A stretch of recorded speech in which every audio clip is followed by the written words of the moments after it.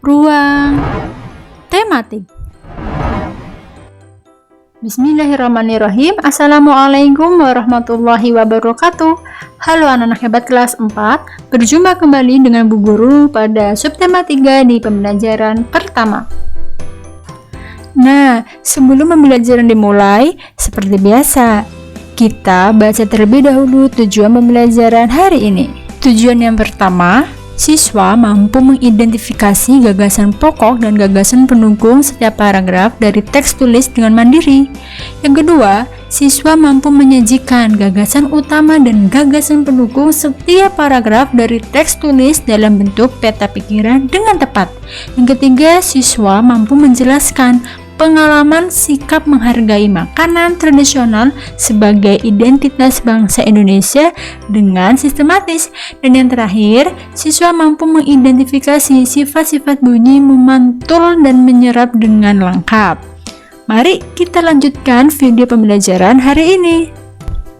Anak-anak, Indonesia memiliki keberagaman adat istiadat, makanan, permainan tradisional, lagu, tarian, serta lainnya. Kita perlu mensyukurinya karena dapat menikmatinya. Kemudian, makanan tradisional Indonesia membutuhkan waktu dalam mengolahnya. Pembuatnya pun harus ahli membuatnya. Nah, hari ini kita akan belajar tentang seorang ibu pembuat dodol Betawi, yaitu makanan tradisional Betawi. Nah, anak-anak, hari ini kita akan mendengarkan cerita tentang dodol Betawi Mak Salma. Sebentar lagi, kota Jakarta akan berulang tahun. Seperti tahun-tahun sebelumnya, Mak Salma menerima banyak pesanan. Mak Salma adalah pembuat dodol tradisional Betawi di kampungnya. Biasanya, ketika menyambut ulang tahun kota Jakarta, banyak pertokoan yang mengadakan festival Betawi. Makanan Betawi menjadi jajanan di festival. Kerak telur, bir peletok, dan dodol Betawi menjadi primadona makanan dalam menyambut Dirgahayu Jakarta. Sudah sejak seminggu yang lalu, Mak Salma bekerja keras. Ia dan beberapa ibu-ibu tetangganya membuat adonan dodol. Ketan, gula merah, gula pasir, dan santan dicampur menjadi satu. Membuat dodol Betawi membutuhkan kerjasama. Tidak hanya perempuan, laki-laki pun terlibat dalam pembuatannya. Biasanya, Mak Salma dan ibu-ibu menyiapkan bahan, memarut kelapa, dan menumbuk beras ketan. Adonan dituang kawa, lalu diaduk hingga kental.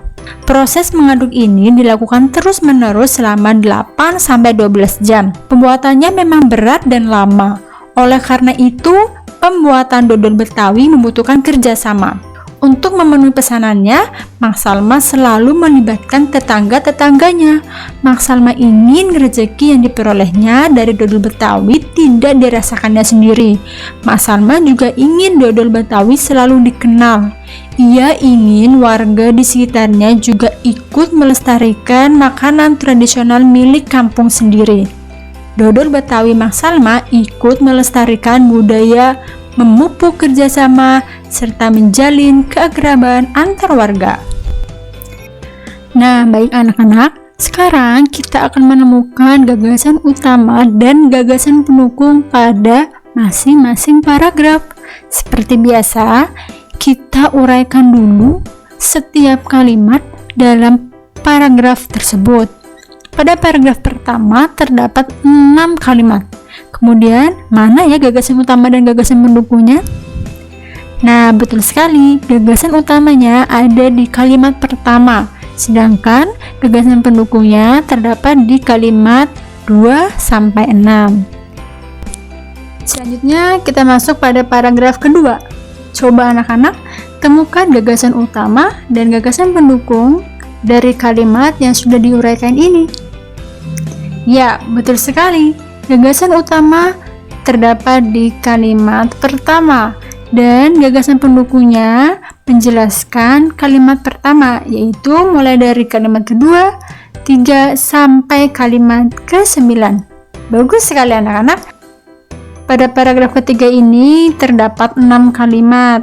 Gagasan utamanya terdapat di kalimat pertama, yaitu Untuk memenuhi pesanannya, Mak Salma selalu melibatkan tetangga-tetangganya. Dan gagasan pendukungnya yaitu menjelaskan lebih detail lagi, yaitu pada kalimat kedua, 3, 4, 5, dan 6. Baik anak-anak, kalian sudah berhasil untuk menemukan gagasan utama dan gagasan pendukung dari teks bacaan yang sudah dibaca tadi. Selanjutnya, coba perhatikan gambar berikut ini. Sebelumnya kita sudah membaca tentang makanan tradisional Betawi, yaitu dodol Betawi. Tahukah kamu bahwa banyak sekali makanan khas daerah di negeri kita ini?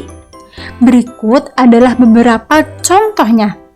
Yuk kita kenali beberapa di antaranya. Untuk makanan tradisional yang pertama yaitu sega jamblang, yang artinya nasi jamblang. Nasi jamblang atau sega jamblang ini adalah makanan khas dari Cirebon, Jawa Barat. Nama jamblang berasal dari nama daerah di sebelah barat kota Cirebon. Selanjutnya, ada nasi pecel. Nasi pecel adalah sarapan kesukaan masyarakat Madiun di Jawa Timur. Yang selanjutnya ada juga lontong sayur. Lontong sayur ini sangat mudah kamu temui di Jakarta dan Jawa Barat sebagai menu. Yang selanjutnya lagi ada nasi gudeg, atau dalam bahasa Jawanya disebut sego gudeg. Sego gudeg adalah makanan favorit di Yogyakarta. Dan yang terakhir ada nasi krawu. Nasi krawu ini adalah makanan khas kota Gresik yang terbuat dari campuran nasi dan daging sapi dengan kadar minyak yang cukup tinggi. Sarapan favorit. Nah, itulah contoh-contoh makanan tradisional yang ada di daerah Indonesia.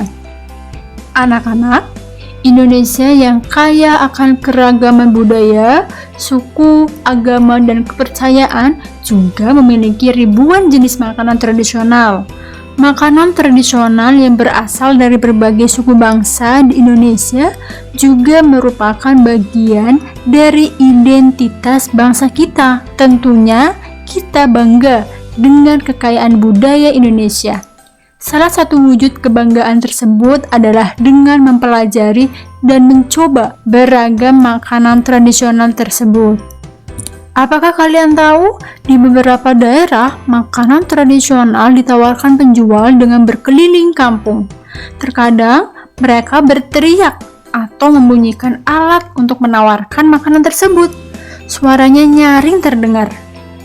Ingatkah kamu bahwa bunyi memerlukan pengantar untuk bisa terdengar?